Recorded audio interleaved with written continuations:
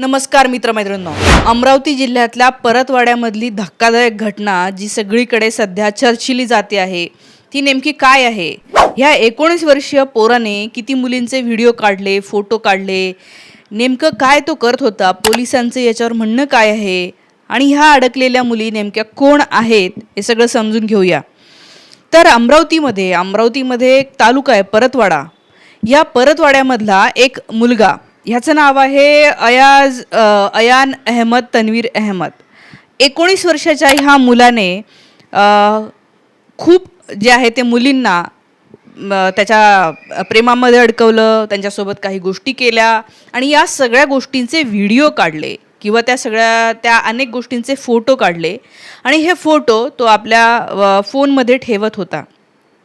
आणि हे फोटो कशासाठी ते काढत होते तर हा आणि त्याचा एक मित्र अजून एक, या दोघांचं जे आहे ते हे चालायचं की तुझा बॉडी काउंट किती आहे. त्या बॉडी काउंट नावाची गोष्ट हे बऱ्याच लोकांना माहिती नसेल. जेनझीमध्ये ती गोष्ट प्रचलित आहे आणि मित्र म्हणेन की तुमच्या पोरींवर जरा लक्ष ठेवा, हे काय करत आहेत. तर बॉडी काउंट म्हणजे किती लोकांबरोबर तुमचे हे येतात, संबंध येतात. तर अशा प्रकारचं त्यांचं कॉम्पिटिशन चालायचं आणि ह्याच्यामधून की बाबा मी इतक्या मुलींसोबत बघ हे पुरावे म्हणून दाखवण्यासाठी म्हणून मित्रासाठी म्हणून त्यांनी ते तिथे ठेवलेले होते किंवा तो पाठवत होता मित्राला. त्याच्यानंतर असं झालं की त्यांचं काहीतरी बिनसलं आणि त्या मित्राने ते व्हिडिओ व्हायरल करायची धमकी दिली आणि त्यांचे काही व्हिडिओ सोशल मीडियावर व्हायरल झाले. आता परतवाड्याचे जे पोलीस अधिकारी आहेत सुरेश म्हस्के ह्यांनी जी माहिती दिली की किती व्हिडिओ किंवा किती हे, आता अर्थात ते कितीही जरी असले, तो एक जरी असेल, एका जरी मुलीला ह्या व्यक्तीने अशा प्रकारे पब्लिकमध्ये हे केलं असेल तर ते चुकीचं आहे.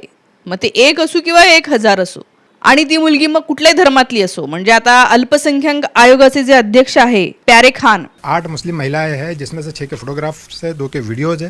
तो 8 मुस्लिम महिलाओं का अभी डेटा मिला है. अभी अदर कम्युनिटी का या अदर जो धर्म के लोग हैं उनका अभी ऐसा कुछ मिला नहीं. वो पुलिस वहाँ की जांच करी और जांच के बाद जो सही फिगर है वो सामने आएगा. ह्यांनी सांगितलं की आतापर्यंत 8 मुलींची ओळख पटलेली आहे. याच्यातल्या 2 व्हिडिओमध्ये 2 वेगळ्या मुली दिसत आहेत आणि 6 फोटोमधल्या मुली त्यांनी ट्रेस केल्यात किंवा त्यांची ओळख पटवली. तर प्यारे खान म्हणतात की ह्या सगळ्या मुली मुस्लिमच आहेत. तर माझं म्हणणं आहे की ह्या मुली जरी मुस्लिम असला आणि तो जरी मुस्लिम असला तरी याचा अर्थ असा बिलकुल नाही होत की हे प्रकरण म्हणजे अशा प्रकारे गुन्हा करणं, अशा प्रकारे व्हिडिओ बनवणं आणि ते व्हायरल करणं हे आपण कुठल्याही पद्धतीने जे आहे ते या समाजामध्ये स्वीकार होत नाही.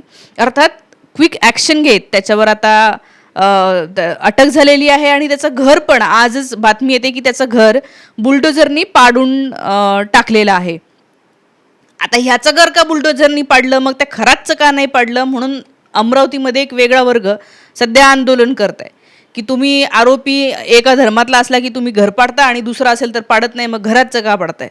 याच्याविषयी माझं असं म्हणणं आहे की एखाद्या आरोपीने किती पण भयंकर आरोप जरी केलेला असला तरी ते घर जे आपल्याला माहीत नाही कोणी बांधलेलं आहे, त्या घरामध्ये इतर राहणारे लोक आपल्याला माहिती नाही की ते त्याच्यामध्ये इन्व्हॉल्व आहेत का.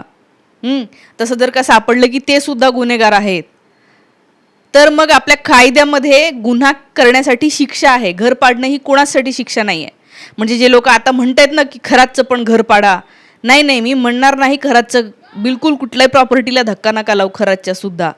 कारण की गुन्हा ज्या प्रकारचा आहे त्याच्यासाठी कायद्याद्वारे शिक्षा आहे. त्या व्यक्तीला अटक करणे, मग त्याच्यावर पुढे जे काही कारवाई असतील, अजून काय किती वर्षाची शिक्षा होईल, किती रुपये दंड होईल, किती कडक ती शिक्षा असेल, ह्या तरतुदी आपल्या कायद्यामध्ये आहे आणि त्याच्यानुसारच प्रत्येकाला शिक्षा झाली पाहिजे.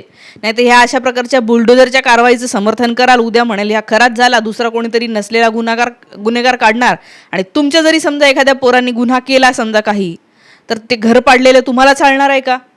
गुन्हा करणारा दुसराच आणि घरामुळे जे आहे ते काय होते. तर ही घटना काय आहे समजून घेऊया. पहिल्यांदा बघा की परतवाड्याचे पोलीस काय म्हणतात. कालच रात्री अरेस्ट केला, अजून त्याच्यामध्ये डिटेल्स अजून त्याचं इंट्रोगेशन झालं नाही, त्यामुळे सर पण जे आरोप होत आहे राजकीय नेत्यांकडे की 180 मुली आणि 350 व्हिडिओ, तर ते आपल्याकडे आहे का खरं? जे व्हिडिओ आपल्याला प्राप्त झालेले आहेत, ज्या स्क्रीनशॉट आणि व्हिडिओ प्राप्त झाले आहेत, तर त्याची आपण आरोपिताकडून ओळख पटवलेली आहे. तर त्यामध्ये 7 मुली असल्याचं त्यांना सांगितलेलं आहे. परंतु तेवढा डेटा आहे, अजून काही डेटा आहे का त्याच्याकडे, अजून काही फोटो आहेत का, अजून काही एखादं इन्स्ट्रुमेंट त्यांना वापरलेलं आहे का, तर ते रिकव्हर करणं बाकी आहे. त्याहून नक्की कळेल. पण सध्या तरी 7 मुलींची नावं त्या ठिकाणी त्यांना आतापर्यंत 7 मुलींची ओळख पटलेली असं या पोलिसांचं म्हणणं आहे. आणि अर्थात पुढे तपास जो आहे तो सुरू आहे. त्याच्यातनं काय बाहेर येतं हे बाहेर येईलच. माझं काय म्हणणं आहे की हे जे काही आहे, ज्या पद्धतीने म्हणजे 19 वर्षाचा पोरगा आणि हा काय काय करतोय, 19 वर्षाचे पोरं पोरी नेमकं कशामध्ये गुंतलेले आहेत, हे त्यांचं वय आहे अभ्यास करण्याचं, हे त्यांचं वय आहे विज्ञान तंत्रज्ञान जग कुठे चाललेलं आहे त्याच्याकडे लक्ष देण्याचं. तर हे काय पद्धतीने हे करतात, यांना माहीत तरी आहे की हे अशा प्रकारे व्हिडिओ काढणं, फोटो काढणं, ते कुणाला तरी पाठवणं हा एक खूप मोठा क्राईम आहे. आणि हे आज हे म्हणजे हे दिसत जरी नसलं तरी हे मोठ्या प्रमाणावर जे आहे ते आपल्या समाजामध्ये आपल्याला माहिती नाही आहे की हे 20 वर्षाचे, 22 वर्षाचे, 24 वर्षाची मुलं मुली नेमकं काय करत आहे. आणि त्यामुळे ही जी धक्कादायक बातमी, मला असं वाटतं की ह्याच्यामुळे तरी काही जे या वयोगटातले मुलं मुली असतील की ज्यांना माहीत नव्हतं की हा क्राईम आहे, त्यांना कळेल की हे किती भयंकर पद्धतीचा क्राईम आहे तो. तर आता जे काय आहे ते परतवाड्यामध्ये शांतता आहे आणि सगळी तिथे पोलीस तैनात केलेले आहे, फोर्सेस तिथे बोलवलेले आहे. आणि माहिती अशी पण मिळते की हा जो मुलगा आहे हा MIM हा जो पक्ष आहे त्या पक्षाचा तिथे फोटो व्हिडिओ काढायसाठी त्याला काम दिलेलं होतं आता महानगरपालिकेच्या निवडणुकांमध्ये. आणि त्याच्यामध्ये त्याने ते काम केलेलं दिसतंय.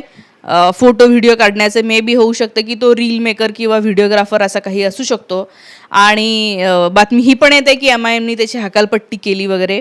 अर्थात तो कशासोबत संबंधित आहे याच्यापेक्षा ते ज्या प्रकारे हे जे काही समजते आणि आता पुढे जसं पोलीस म्हणतायत की नेमके किती व्हिडिओ काढलेत हे बाहेर येईल. आता सध्या तरी मस्के, अमरावतीचे जे सुरेश मस्के साहेब यांनी सांगितलं की 2 व्हिडिओ त्यांना आत्ता मिळालेत. मे बी होऊ शकते सर का डिलीट झालेले असतील तर ते सायबरमध्ये सायबर पोलीस त्याची तपास करतील. त्याच्यातनं मग नंतर कळेल की अजून काय आहे की किती व्हिडिओ त्याने रेकॉर्ड करून ठेवलेले होते.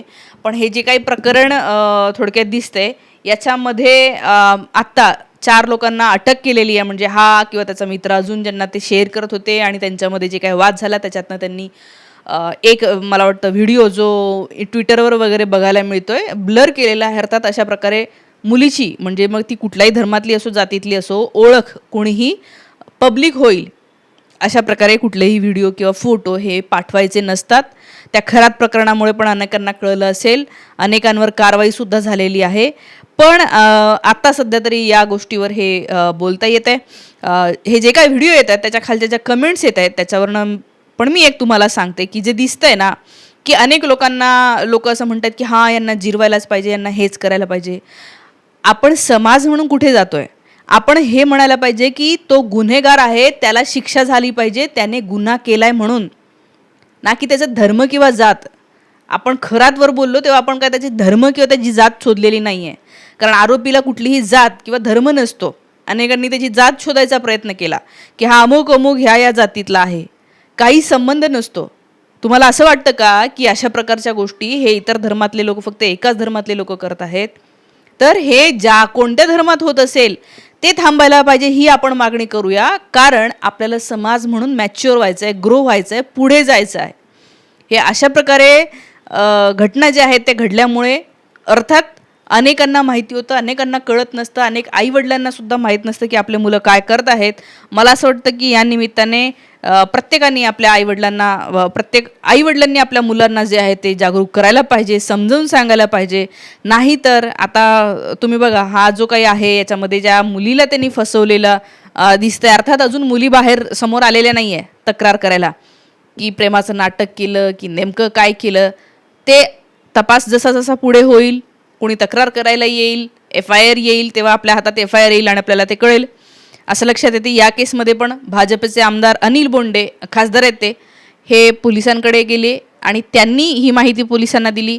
त्यांच्यामुळे हे प्रकरण जे आहे ते उघड झालं, त्याच्यामुळे तक्रार झाली, त्याच्यामुळे पोलिसांनी तपास केला आणि त्याला अटक केली.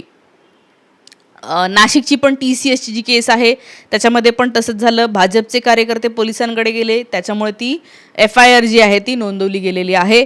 भाजपचे कार्यकर्ते चांगलं काम करतायत. त्यांनी अशाच प्रकारे शेतकऱ्यांच्या जमिनी ज्या वेगवेगळ्या प्रोजेक्ट्समध्ये जात आहेत, जे भ्रष्टाचार होतोय, रस्ते पडतायत, पूल पडतायत, त्याच्याकडे सुद्धा लक्ष द्यावं, त्याच्यासाठी सुद्धा आंदोलन करावं. झाडं तोडली जात आहेत नाशिकमध्ये, त्याच्यासाठी सुद्धा आंदोलन करावं. हे मी आपल्या व्हिडिओच्या माध्यमातून सांगू इच्छिते. या सगळ्या गोष्टींवर तुमच्या प्रतिक्रिया काय आहे मित्रमैत्रिणींनो, कमेंट करून मला नक्की सांगा. थांबते. धन्यवाद.